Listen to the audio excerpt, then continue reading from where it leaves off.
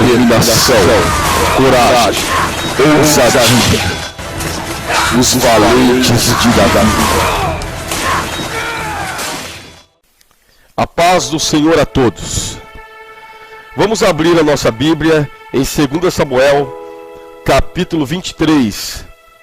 Vamos ler aí a partir do versículo 8. Diz assim a palavra de Deus: Estes são os nomes dos valentes que Davi teve: Josebe Basebete, filho de Taquemone, o principal dos capitães. Este era Adino, o Ezinita, que se pusera a 800 e os feriu de uma vez. E depois dele Eleazar, filho de Dodo, filho de Aoi, entre os 3 valentes que estavam com Davi, quando provocaram os filisteus, que ali se ajuntaram à peleja. E quando de Israel os homens subiram, significa aqui que eles fugiram, amém? Versículo 10: Este se levantou e feriu os filisteus até lhe cansar a mão, e ficar a mão apegada à espada. E naquele dia o Senhor operou um grande livramento, e o povo voltou atrás dele somente para tomar os despojos. Versículo 11: E depois dele Samá, filho de Age, o Ararita, quando os filisteus se ajuntaram numa multidão, onde havia um pedaço de terra cheio de lentilhas, e o povo fugira de diante dos filisteus. E este se pôs no meio daquele pedaço de terra, e o defendeu, e feriu os filisteus, e o Senhor operou um grande livramento. Também 3 dos 30 cabeças desceram e vieram no tempo da cega a Davi, a caverna de Adulão, e a multidão dos filisteus acampara no vale dos Refaíns. Versículo 14: Davi estava então num lugar forte, e a guarnição dos filisteus estava em Belém. E teve Davi desejo, e disse: Quem me dera beber da água da cisterna de Belém, que está junto à porta? Então aqueles 3 valentes romperam pelo arraial dos filisteus, e tiraram água da cisterna de Belém, que está junto à porta, e tomaram-a e a trouxeram a Davi. Porém ele não quis beber, mas derramou perante o Senhor. Disse: Guarda-me, ó Senhor, de que tal faça, beberia eu o sangue dos homens que foram a risco de sua vida, de maneira que não a quis beber. Isso fizeram aqueles 3 valentes. Versículo 18: Também Abisai, irmão de Joabe, filho de Zeruia, era cabeça de 3, e este lançou a sua lança contra 300 e os feriu. E tinha o nome entre os 3. Porventura este não era o mais nobre dentre esses 3? Pois era o primeiro deles. Porém, aos primeiros 3 não chegou. Também Benaia, filho de Joiada, filho de um homem valoroso de Cabiziel, grande em obras. Este feriu 2 fortes leões de Moabe. E desceu ele e feriu um leão no meio de uma cova no tempo da neve. Aqui eu quero fazer uma pausa para dizer que alguma tradução da Bíblia diz que ele feriu 2 homens heróis, né? E desceu e feriu um leão no meio de uma cova no tempo da neve. A Bíblia hebraica diz 2 fortes leões, tá? E o leão no tempo da neve. Versículo 21: Também este feriu um homem egípcio, homem de respeito, e na mão do egípcio havia uma lança.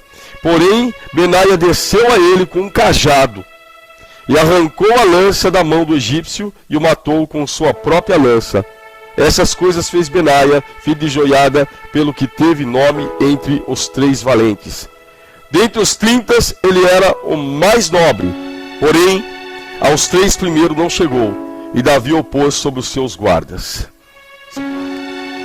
Amados e queridos irmãos, quando nós primeiramente paramos para ver os feitos desses homens. E algo que nos deixa impressionado. O que pessoas valentes podem fazer em pró da obra, em pró do reino de Deus. Nós, quando fazemos a leitura a partir do versículo 8,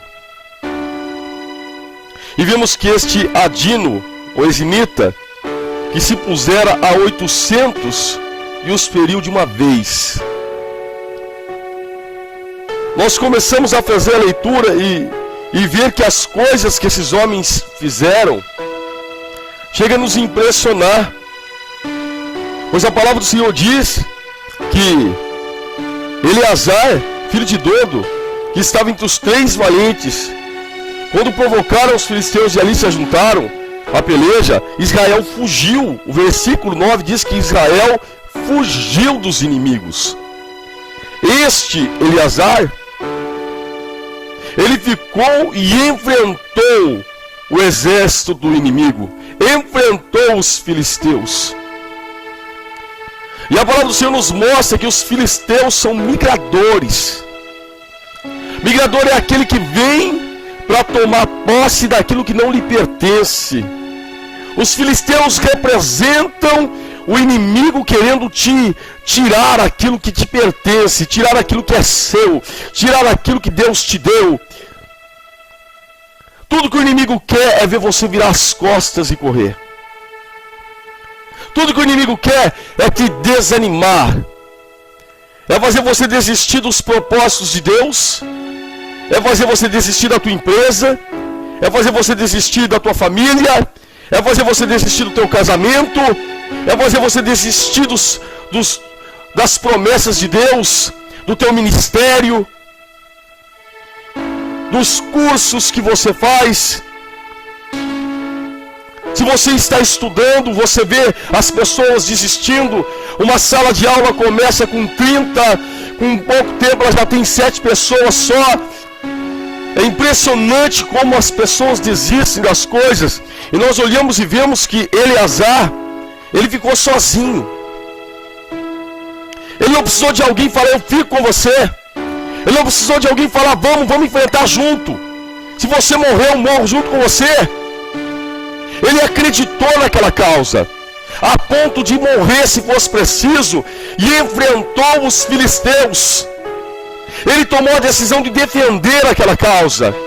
Eu fico imaginando como Deus viu aquilo, como Deus olhou para Eleazar, este valente de Davi, e como Deus olhou para aqueles que fugiram, para aquele Israel medroso, covarde. Porque muitas vezes nós olhamos e a aparência, ela engana, é uma forma superficial. Você olhava um soldado com espada na mão, com roupa de soldado, com farda de soldado, sendo chamado de tenente de general, de soldado tal, pelo seu sobrenome, um linguajar de guerra, mas sabia marchar, sabia as estratégias de guerra, porém no seu interior não tinha o mais valioso, que é a coragem e a confiança em Deus. Tudo que vamos fazer, se nós não fizermos acreditando que Deus está na nossa frente. Eleazar não precisou confiar na espada de ninguém. Ele não precisou confiar que ele tinha mais pessoas com ele. Ele defendeu aquela causa. Amados e queridos irmãos, existem algumas coisas que você tem que fazer. Se eu preciso fazer a vontade de Deus, eu tenho que levantar e orar pela minha família. Pode ser que eu não tenha ninguém vindo comigo a princípio, mas eu vou sozinho. Deus sempre levantou primeiro uma pessoa, se assim for preciso, para depois o restante estar na casa do Senhor. Moisés, quando foi sozinho. Quantas pessoas, aquela mulher samaritana teve um encontro sozinha com o Senhor. Nós olhamos e vemos que às vezes Deus, Ele quer que nós tomamos uma posição. Então se eu tiver que descer o joelho sozinho, se eu tiver que ir para a casa do Senhor, Se eu tiver que ir para os cultos sozinho, por enquanto eu vou, mas eu vou com algo dentro do meu coração, sabendo que em breve eu vou estar com toda a minha família na casa do Senhor. Temos que ser como os valentes de Davi. É por isso que é chamado de valentes. É por isso que o título desse texto fala: isso é um valente. Nós olhamos e vemos que as pessoas que deveriam ter lutado com Eleazar, mas não lutaram, quando viram um grande livramento que Deus deu através da vida deste valente, os covardes voltaram. Sabe para quê? Para dividir os despojos de guerra. Os despojos de guerra significam o quê? Que o inimigo ele queria tirar de você. Foi travada uma guerra ferrenda ali, e Deus te deu a vitória, porque você venceu confiando no braço do Senhor. Deus te deu o livramento, Deus te capacitou para vencer. E tudo isso, toda esta luta, ela vai gerar um benefício. A terra que o inimigo queria conquistar, ele não vai conquistar, vai continuar sendo sua.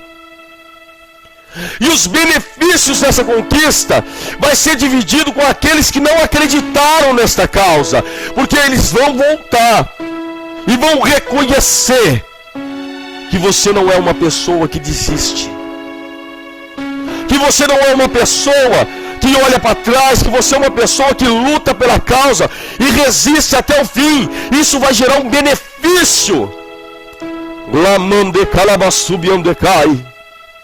Sabe o que eu vejo? Como aquela pessoa que o Espírito Santo me traz agora ao coração, que está com o seu casamento por um fio, que o barco está balançando, balança para lá, balança para cá, mas este barco não vai afundar. Então nós olhamos e vemos que aquela pessoa acredita e continua lutando, continua orando, continua buscando, continua acreditando, e as pessoas em volta falam: esse barco vai afundar, larga desse homem. Às vezes fala: larga desta mulher, porque isso não vai para frente. Aí você fala: mas Deus me prometeu. A pessoa fala: que Deus o quê? E você luta, e você continua lutando, e chega uma hora em que você tem a vitória, porque é Deus que está nesta causa. E as pessoas que não acreditavam, as pessoas que quando você falava com ela e você falava: bom, eu estou indo embora, vou para minha casa, você virava as costas, a pessoa falava: coitado, coitada dela. Vai chegar o tempo em que vai contemplar que Deus é na tua vida. É como aquela pessoa que tinha uma empresa, por exemplo, que luta pela empresa, acreditando nas promessas de Deus, e as pessoas falam: isso não vai para frente, isso vai fechar, não vai dar certo. E de repente Deus prospera, faz crescer, dá vitória, e as pessoas que falaram contra a tua vida contemplam as promessas de Deus e são beneficiados ainda pelos despojos de guerra. As pessoas vão vir até você para que você possa contar como foi que Deus te deu esse grande livramento e fez essa promessa sobre a tua vida. Mas isso, se você for como um valente de Davi. Escute, eu acho que se existe algo tão terrível, é você voltar com a cabeça baixa. É você voltar pensando: por que eu não lutei junto com ele? Por que que eu não sou valente como ele? Eu estive entre os desistentes, eu estive entre os covardes, e ainda estou me beneficiando da valentia dele. Estou me beneficiando, estou sendo abençoado. Entenda uma coisa, Deus, Ele trabalha com pessoas valentes, pessoas que se deixam ser usados por Deus. Não é como Deus trabalhar com covardes. Imagino, fazendo uma analogia, imagino Deus olhando aquele povo fugindo, e Deus pensando, eu poderia dar o livramento só com uma pessoa, muito dirá, uma multidão dessa, mas todos fugiram, porque são covardes, porque não acreditam que eu posso dar a vitória. Temem mais os migradores, temem mais os filisteus, têm mais medo do inimigo do que ter temor a mim. Um outro valente é Samar, depois dele, filho de Age, o Ararita, que quando os filisteus se ajuntaram numa multidão, onde havia um pedaço de terra cheio de lentilhas, e o povo fugira de diante dos filisteus. E este, pois, se pôs no meio daquele pedaço de terra, e defendeu, e feriu os filisteus, e o Senhor operou um grande livramento. Veja como Deus só pode usar aqueles que acreditam. Eu imagino na hora em que esses homens ficaram só. Eu imagino o olhar do inimigo. Eu imagino o olhar dos filisteus. Eu imagino a cara de deboche. Eu imagino a cara de riso com a espada na mão, pensando, vamos picar ele agora, vamos cortar em pedaços, vamos acabar com esse bobo que ficou aí. E eu imagino dentro de Eleazar, dentro de Samar, eu imagino essas pessoas, sabe, a coragem, eles olhando e falando, Senhor, eu confio no Senhor, que nenhum desses filisteus vão ficar de pé. Dá para imaginar, irmão, o espetáculo que foi? Dá para imaginar o espetáculo que foi? Eles tiraram sarros, eles disseram, não é possível. O que será que tem na cabeça um soldado desse? Vai morrer agora, vai morrer. O inimigo vem que vem babando. Ele fica só esperando para ver o espetáculo. Para ver, vamos moer, eu quero dar uma espadada nele também, mas é tanta gente para matar esse homem. E de repente Deus olha de lá de cima e fala, agora eu vou fazer um espetáculo e mostrar para esses filisteus quem é o verdadeiro Deus. Porque eu achei alguém que eu posso usar, alguém que acredita no meu poder, alguém que acredita que se ganha uma guerra, não ganha porque está acompanhado de uma multidão, e sim porque eu sou na vida dele. Agora eu vou mostrar o meu poder, e Deus derrama sobre a vida deste homem algo que não dá para explicar, e ele mata toda esta multidão dos inimigos. Quando os covardes voltam, só tem corpos pelo chão. Quando os covardes voltam, só tem um que está de pé. Quem? Aquele que se deixou ser usado por Deus. Deus quer fazer assim na sua vida, mas você precisa de não ser igual àquela multidão, e sim ser a diferença para que Deus possa te usar. Como Deus pode usar uma pessoa que não acredita nele? Como que Deus pode usar alguém que foge da batalha? Como que Deus pode usar alguém que fugiu porque alguém não acreditou? Se a maioria vai embora, eu também vou. Se a maioria desiste, eu também desisto. Se a maioria não vai, então eu também não vou. Não é possível, eles devem estar certo. Eu vou ficar com esse aí? Para que eu vou ficar com uma pessoa aí para morrer junto com ele? E começa a olhar carne e sangue, começa a olhar para a pessoa, começa a acreditar que o homem é que vai vencer, e não acredito que é Deus que vai vencer, que é Deus que vai dar a vitória para o homem, para aquele que acredita. Se você estiver entre os covardes, então covarde você é. Se você estiver sempre os desistentes, entre os desistentes, então desistente você é. Diga-me com quem tu andas, que eu te direi quem és. Mas se você ficar com aqueles que acreditam, então Deus vai derramar um poder sobre a tua vida que não pode ser derramado na vida de um covarde, na vida de alguém que desiste. Deus tem uma grande obra para fazer na tua vida, mas você precisa se colocar na posição para Deus te usar. O versículo 13 diz assim: que estava Davi em um lugar forte, a guarnição dos filisteus estava em Belém. Sabe o que diz a palavra do Senhor? Que Davi, ele teve desejo de beber da água de Belém, da cisterna de Belém. E 3 valentes atravessaram a guarnição dos filisteus e pegaram água e levaram água para Davi. E quando eles trouxeram água para o rei Davi derramou aquela água sobre a terra perante o Senhor e disse: guarda, meu Senhor, de beber desta água, porque esta água é como se fosse o sangue desses homens. Foi com risco de vida que eles fizeram isso. Isso foi o que fizeram os 3 valentes. E eu fico pensando que nós, muitas vezes, usufruímos de coisas que têm um valor maior do que parece. Porque quando Davi ele olhou para a água, ele não viu água, ele viu sangue. Ele viu que para que ele tivesse aquele copo de água, alguém correu risco de vida. Se você deixar o Espírito Santo ministrar em teu coração, em pequenas coisas você vai ver Deus falar com você. Eu precisei de ir para São Paulo por esses dias e decidi ir de ônibus mesmo e pegar o metrô.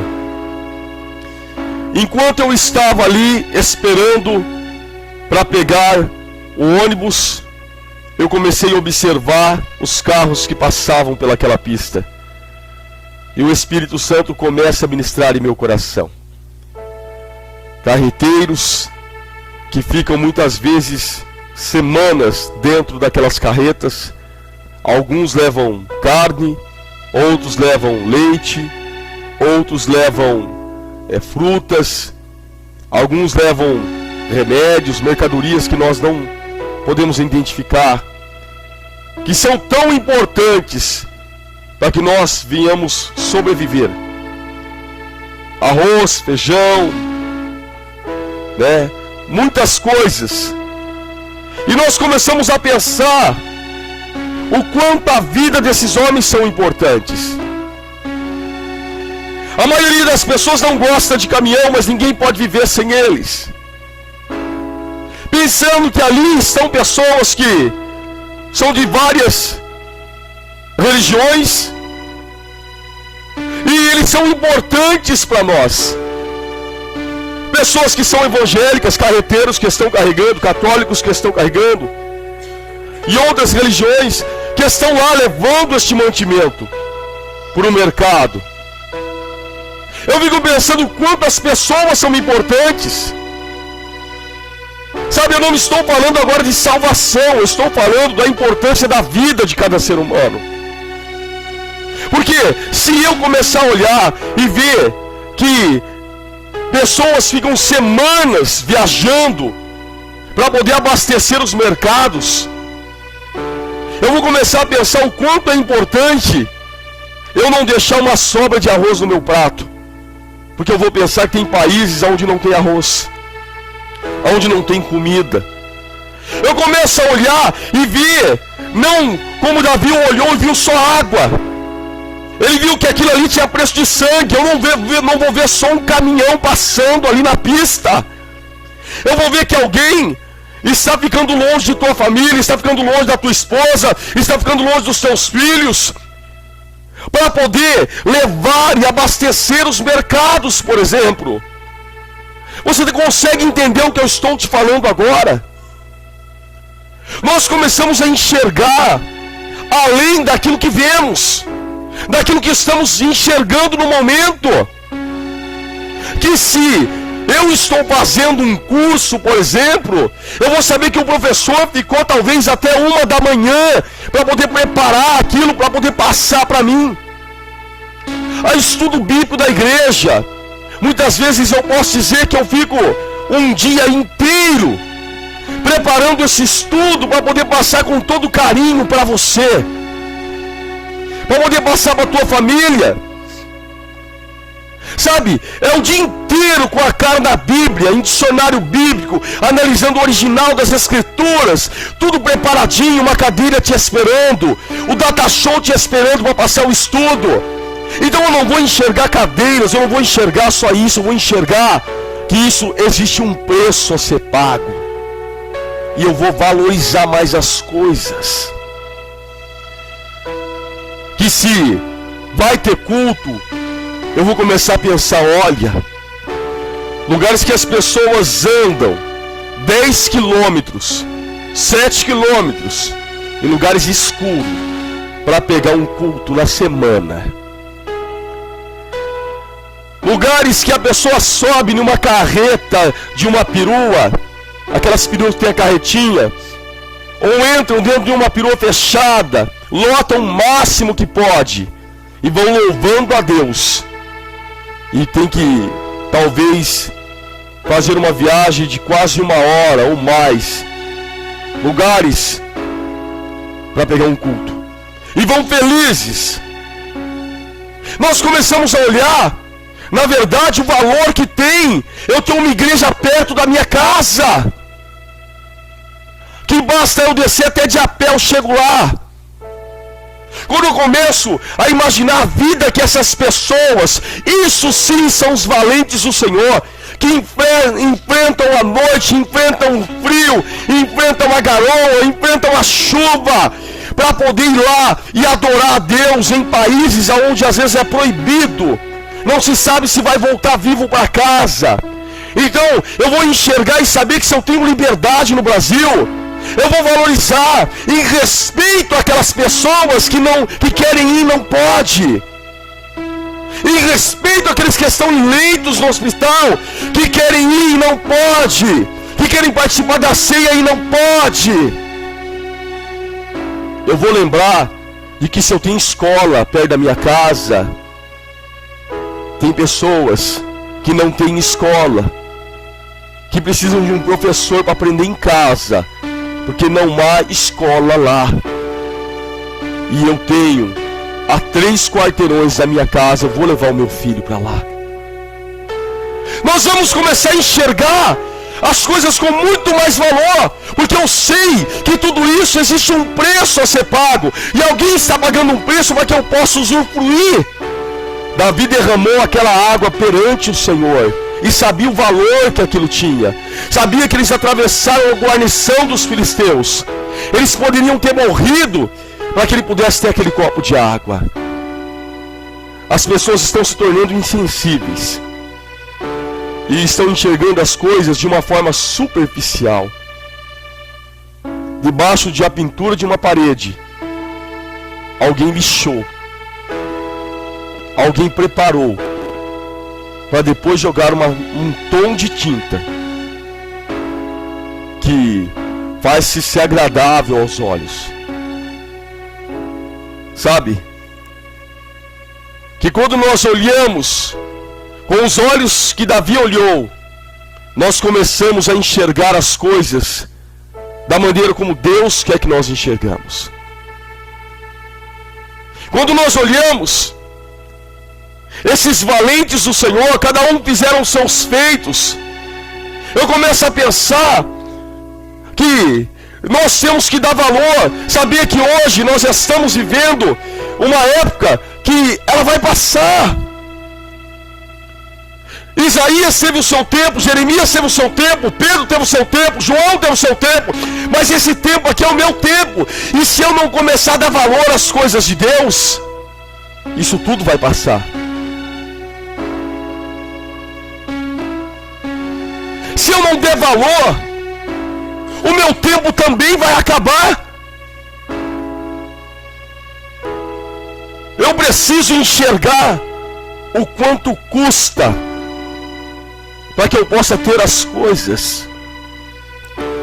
Quando nós pegamos uma estrada e reclamamos dessa estrada.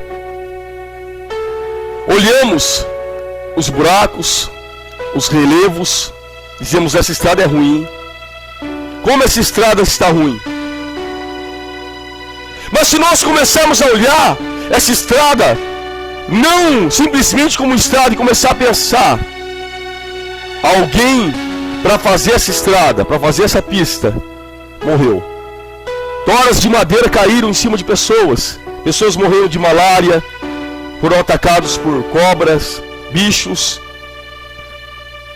Para que hoje eu possa pegar essa estrada e colocar 100 por hora nela e viajar e enxergar de uma forma superficial. Mas se eu começar ali a pensar como foi que essa estrada veio a existir, imaginar o quanto foi difícil derrubar tantas árvores, tirar pedras do meio do caminho,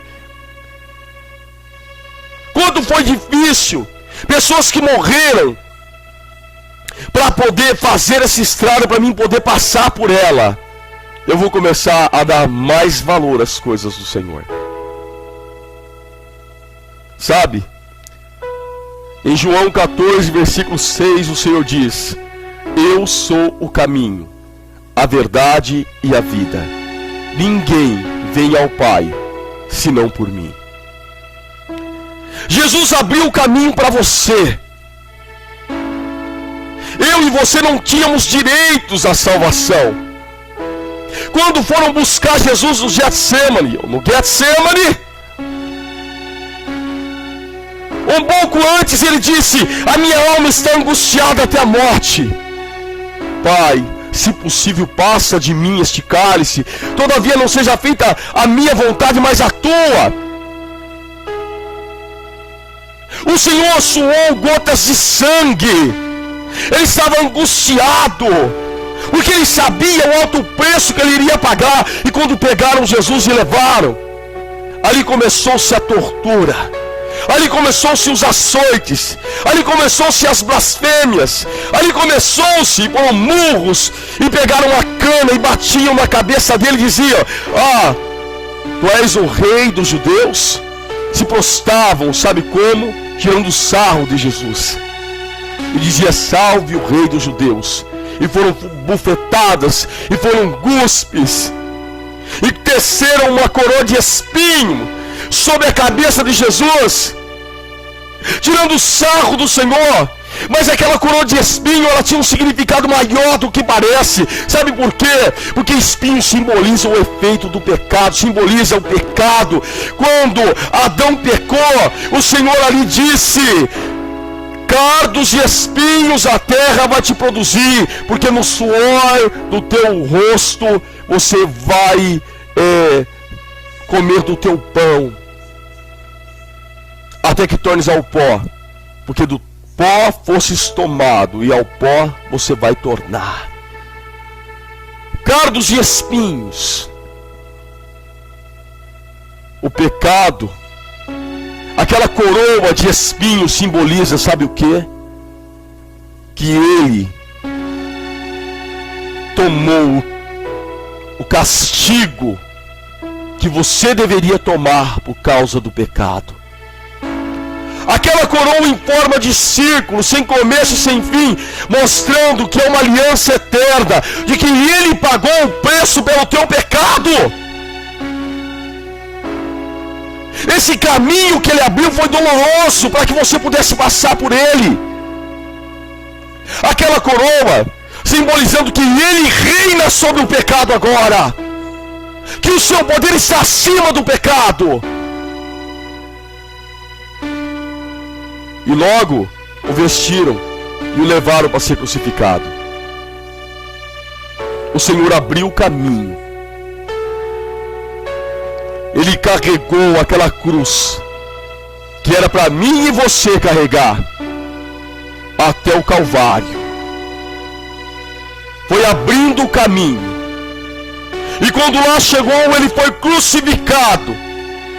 Cravaram-se as mãos e os pés e o levantaram, conforme diz João capítulo 3, versículo 14. E como Moisés levantou a serpente no deserto, assim importa que o Filho do Homem seja levantado, para que todo aquele que nele crê não pereça, mas tenha vida eterna. Porque Deus amou o mundo de tal maneira que deu o seu Filho unigênito, para que todo aquele que nele crê não pereça, mas tenha a vida eterna. Deus enviou Cristo para que Cristo abrisse o caminho para você, sozinho. Ele abriu o caminho sozinho, para que você pudesse ser salvo. Ele é o caminho, não existe outro caminho, não existe vários caminhos. Ele disse: eu sou a verdade, as outras coisas são mentira. Ele disse: eu sou a vida, as outras são a morte.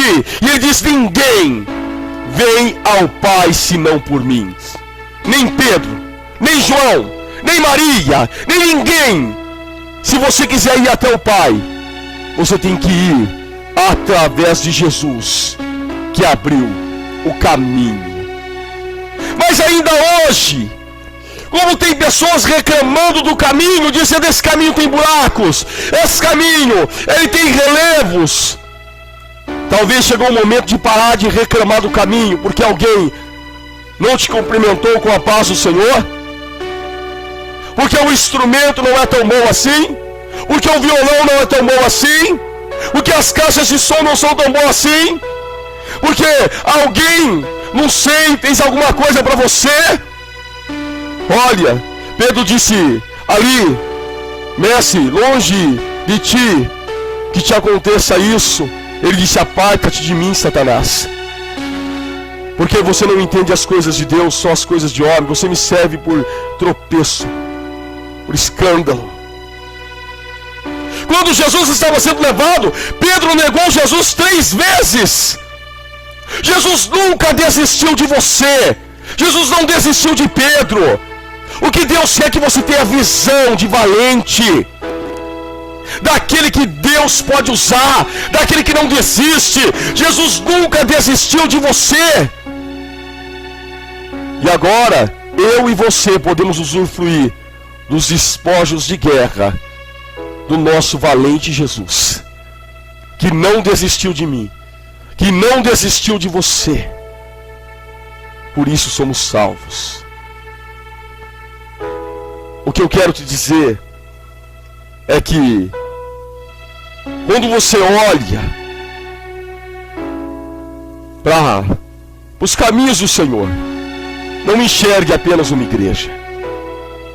Quando você olha para a pregação do seu pastor, não enxergue apenas uma pregação. Enxergue que tem uma família que foi doada para Deus, que a esposa dele, os filhos dele, de certa forma, talvez não tenha a mesma regalias que o seu filho tem, que a sua esposa tem, porque é uma família que foi entregue a Deus em prol da obra. Que uma palavra ministrada, ela tem que ser buscada, ela tem que ser apresentada a Deus, especialmente para você. Valorize a cada palavra ministrada no altar do Senhor. Quando você olhar para a igreja, valorize de que foi Cristo que constituiu a igreja pelo teu sangue, pelo teu sacrifício. Quando você olhar que tem uma igreja próxima à tua casa, pense em pessoas que querem ir para a casa do Senhor e não tem um lugar para ir. Não reclame do caminho. Pare de colocar buraco no caminho, relevos no caminho. Aprecie o caminho que foi aberto através do sacrifício de Jesus Cristo em prol da tua vida, para que você pudesse ser salvo. Este sangue não precisa ser derramado, ele já foi derramado perante o Senhor, como aquele copo de água que os valentes de Davi trouxeram, porque Davi teve desejo de beber da água de Belém, e o desejo que os gentios tinham de beber da salvação de Cristo hoje nos é concedido. Jesus diz que aquele que não beber do meu sangue, não comer da minha carne, não tem parte comigo. Então eu sei que eu não preciso derramar, eu não preciso desperdiçar o sangue de Cristo, pisar no sacrifício de Cristo. Sabe por quê? Porque eu posso tomar hoje deste sangue e eu posso comer desta carne, porque pela graça de Deus, pela tua misericórdia que é infinito, eu tenho parte com Jesus Cristo. Mas se eu desprezar a tua igreja, se eu desprezar a tua palavra, eu vou estar derramando o sangue de Cristo. Fique com esta palavra, meu irmão e minha irmã. Seja um valente, não seja um covarde, não seja um desistente, seja alguém em quem Deus pode usar. Seja a diferença, não adianta ser uma multidão. Então sim, você vai contemplar o milagre de Deus na tua vida, em nome de Jesus.